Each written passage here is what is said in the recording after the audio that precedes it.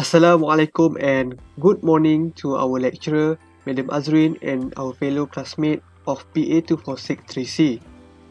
For today's class, our group will be presenting on Chapter 5, Business Risk Management and Coverage. Hi everyone, my name is Muhammad Shazwi, and I will be presenting on Introduction and Types of Risk in Chapter 5.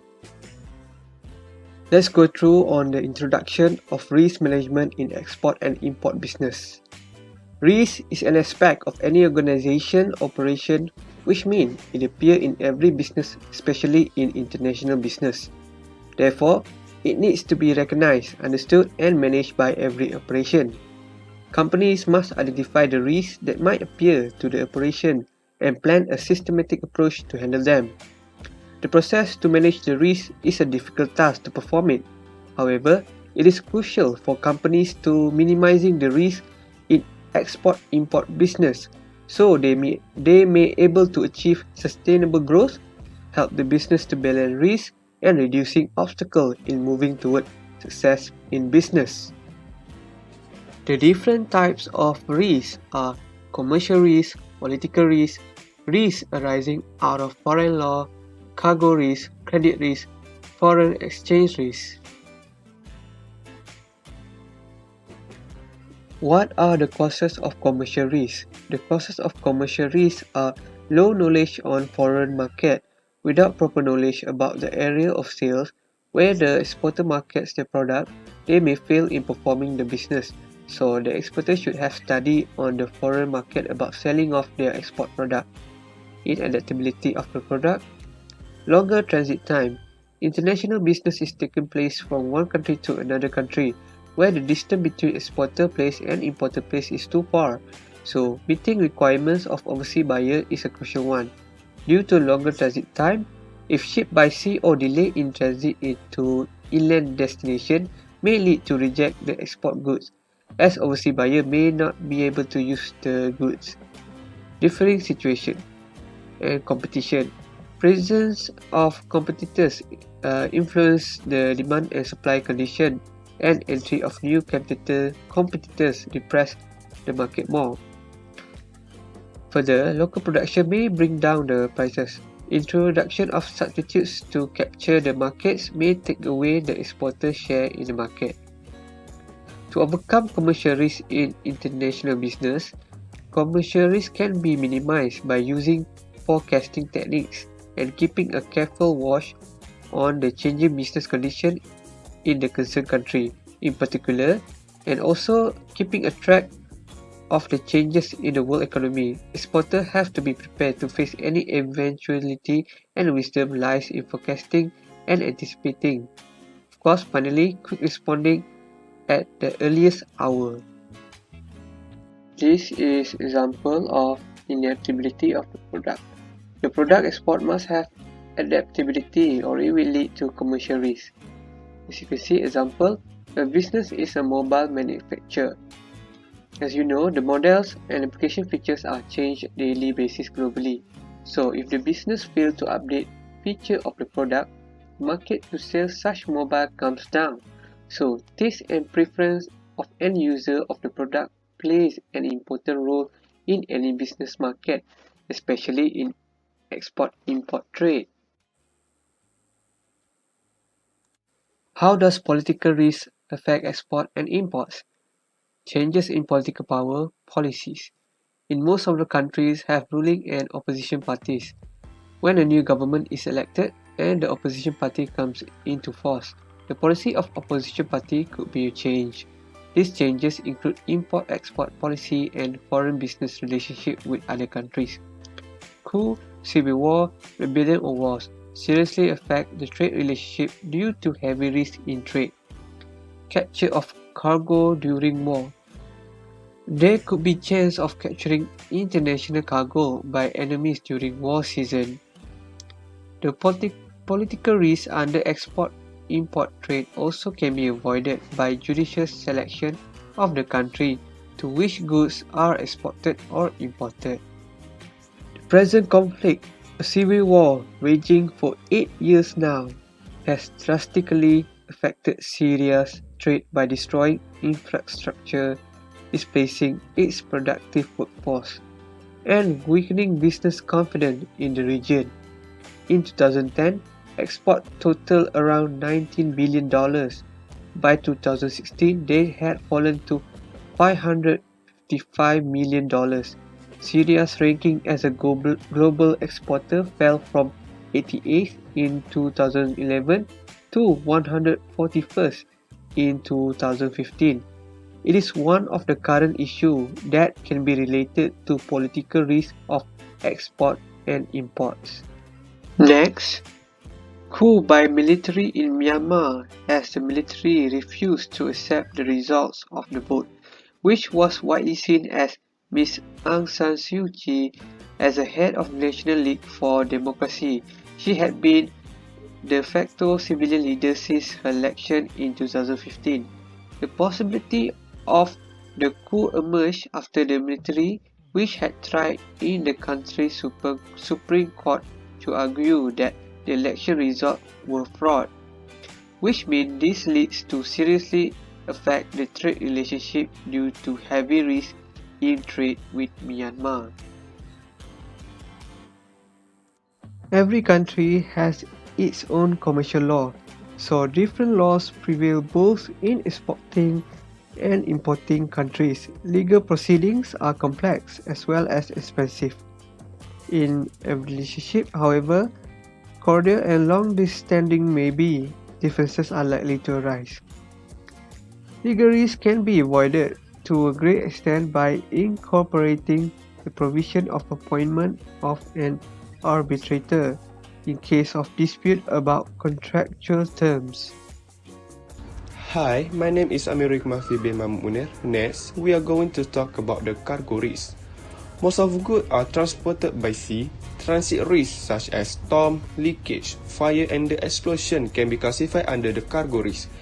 It is possible to transfer the financial losses resulting from peril of the sea and the peril in transit to professional risk bearers. Cargo risk can be covered by taking insurance policies. There are three types of perils, which is marine perils, extraneous perils, and the war perils.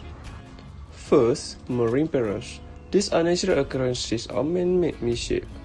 Natural occurrences include earthquake, storm, lightning, entry of seawater into vessels, among others. Fire, smoke, collision are the example of the man-made mischief. Next is extraneous perils. These are incidental perils. These perils are caused due to the fault in loading, carrying, and unloading. And the last one is war perils. These perils related to the losses due to war, including the civil war. The current example for the cargo risk is the 400 meters long Ever Given or Evergreen ship operated by the Japanese company Shoei Kaizen Kaisha created a bottleneck in the vital trade artery connecting the Mediterranean to the Red Sea, with more than 300 ships waiting to enter or complete the journey through the canals. The ship was on its way to the port of Rotterdam from China when it became stuck after a sandstorm blew up through the regions. Now we move to the credit risk. Where is credit risk? Once goods are sold on credit, risk arising in realizing the sale of proceeds, known as credit risk. Risk may arise due to the inability of the buyer to pay on the due date.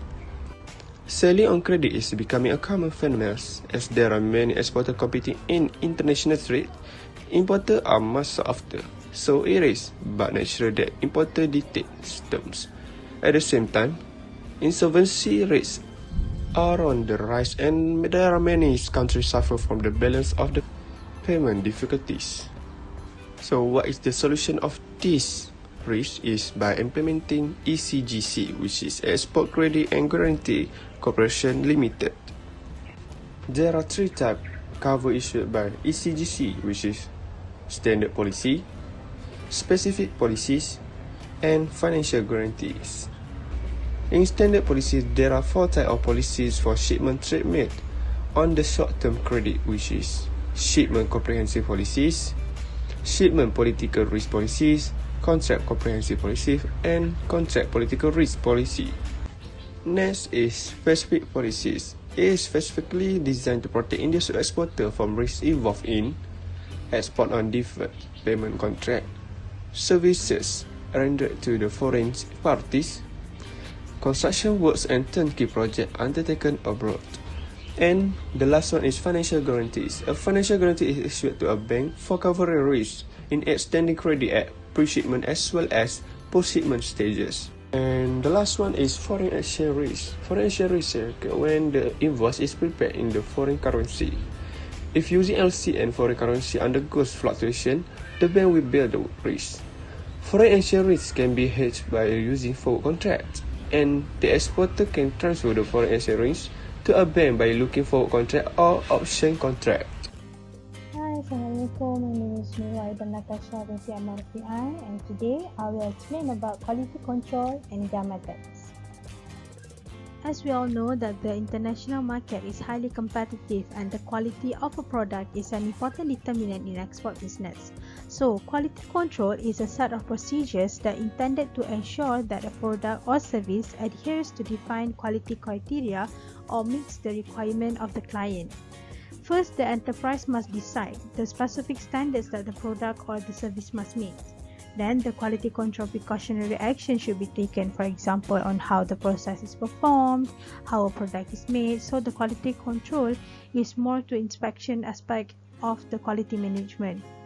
And then, the real data must be collected based on the past performance, for example, like the percentage of units that fail or meet the specific standards. If there's many unit failures, then a plan must be needed to improve the production so that they can meet the standards. Usually, the quality inspection is carried out by specialized agents or councils such as Schema, Bureau, Veritas, InTouch Quality, ProQC, and so much more. And also, exporters with good track record can carry their own inspection on self-certification basis. Now, let's move on to the methods of quality control. There are three methods of quality control. The first one is consignment-wise inspection, second is in-process quality control, and the third one is self-certification.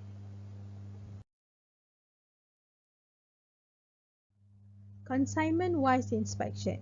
For this method, each of the actual consignment that is in bad condition is inspected by the export inspection agencies. And for this, they will conduct the inspection on the basis of statistical sampling plan. After passing the quality checks, certificate is awarded and the certificate carries a validity period before the item should be shipped.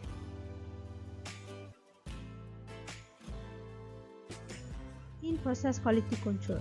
This method is the controlling procedures that involved in manufacturing of dosage forms, starting from raw material purchase to dispatch in final packaging. So this method deals with continuous process industries such as paintings, ceramics, printing ink, and so on. In order to become the approved export-worthy unit, a company should possess the requisite infrastructure. So the export units will get an inspection cert that is based on self-declaration.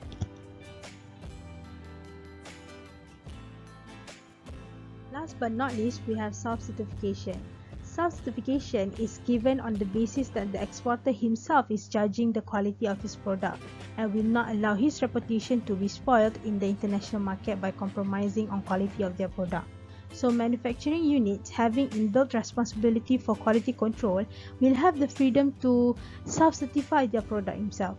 So the philosophy behind this scheme is that the manufacturing units with proven track record of maintenance of quality deserve to enjoy the freedom of issuance of pre-shipment inspection certificate themselves. Hi, I'm Anis Umaira and I'm going to explain on the procedures of quality control. So, there were 7 procedures included in the consignment-wise inspection.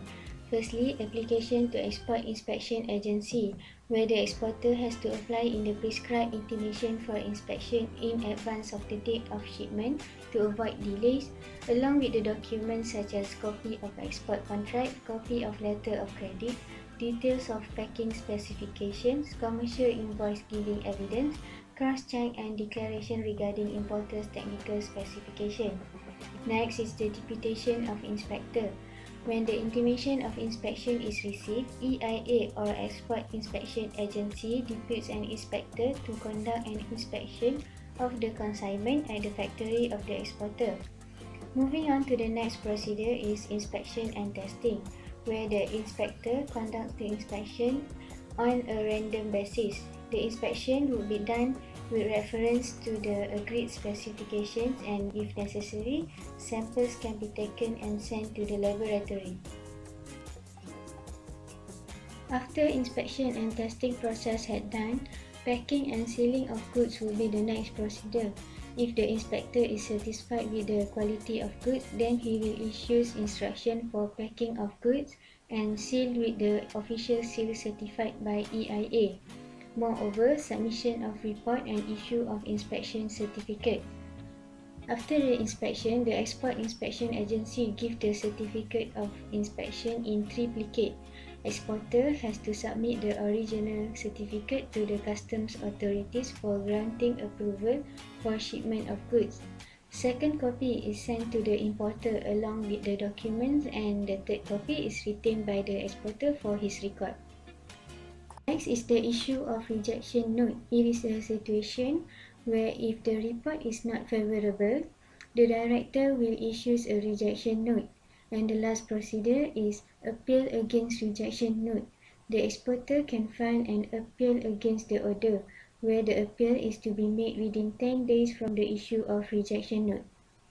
In-process quality control refers to the quality control processes used in the production of dosage forms from the purchasing of raw materials to the final packaging. It is applied to those industries which have continuous processing activity and established in-process quality control infrastructure and checks. They can submit their request application to Export Inspection Agency for recognition as export-worthy units. Last but not least, self-certification. It refers to the manufacturing units which have proven record of maintenance of quality are given the freedom to issue pre-shipment inspection certificate themselves. Now, specified categories of exporters can avail self-certification scheme. In conclusion, exporting, although more productive than domestic industry, entails a variety of risks in most situations. As a result, an exporting business must be closely managed and established over time. In an export transaction, inspection and insurance are two crucial practices. To handle risks related to logistics and others in an export or import organization, skilled professionals are needed. That's all from our group. Thank you for watching our video.